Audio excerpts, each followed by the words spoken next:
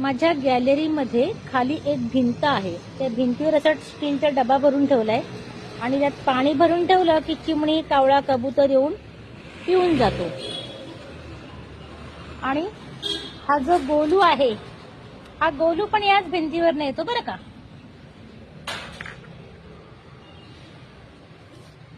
आणि याला सुद्धा आमच्या घरामध्ये यायचं असतं आणि दूध पिऊन झाल्यानंतर इथे थंड ठिकाणी झोपतो.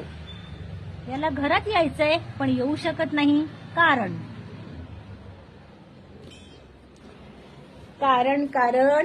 या आहे रोडवरच्या महाराणी.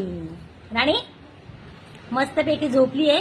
हिचं केडीएमसी कडनं नसबंदी केलेली आहे. बघा, कान कट झालेला दिसतोय. Vaccine, anti rabies injection. ही फार फ्रेंडली आहे.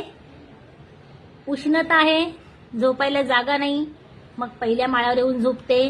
तिथे कचरेवाला आला की घाबरून मग आतमध्ये येते आणि इथे बसते म्हणजे झोपते. संध्याकाळ झाली, 6, 6:30 अंधार पडला की मग आपोआप खाली निघून येते. पुन्हा दुसऱ्या दिवशी परत घरात. असं हिचा कार्यक्रम आहे.